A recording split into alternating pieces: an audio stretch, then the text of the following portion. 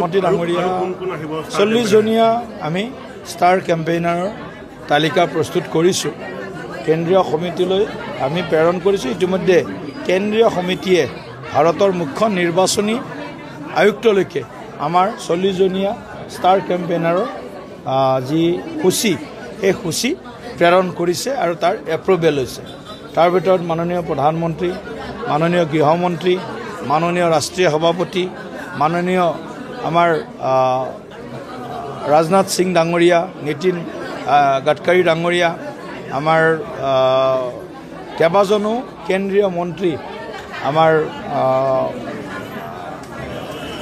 অশ্বিনী বৈষ্ণৱ ডাঙৰীয়া, তাৰপিছত আমাৰ কৃষিমন্ত্ৰী শিৱৰাজ সিং চৌহান ডাঙৰীয়া, ঠিক তেনেকৈ আমাৰ কিৰেণ ৰিজিজু ডাঙৰীয়াৰ পৰা আৰম্ভ কৰি আমি মহাৰাষ্ট্ৰৰ মুখ্যমন্ত্ৰীকো আমি বিচাৰিছোঁ, উত্তৰ প্ৰদেশৰ মাননীয় মুখ্যমন্ত্ৰী যোগী আদিত্যনাথ ডাঙৰীয়াকো বিচাৰিছোঁ, উৰিষ্যাৰ মুখ্যমন্ত্ৰী আমি মাঝি ডাঙৰীয়াকো বিচাৰিছোঁ।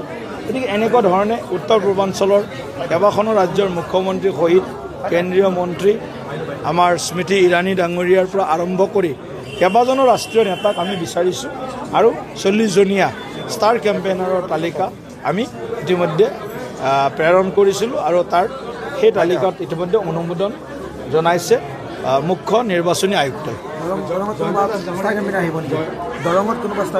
দৰঙত ৰাজনাথ সিংজীৰ এখন ডাঙৰ সভা, আমাৰ প্ৰতিৰক্ষা মন্ত্ৰী ৰাজনাথ সিং ডাঙৰীয়াৰ এখন সভা, আৰু টংলাত মাননীয় গৃহমন্ত্ৰী ডাঙৰীয়াৰ এখন সভা আমি আয়োজন কৰিম বুলি আমাৰ পৰামৰ্শ কেন্দ্ৰীয় সমিতিলৈ প্ৰেৰণ কৰিছোঁ।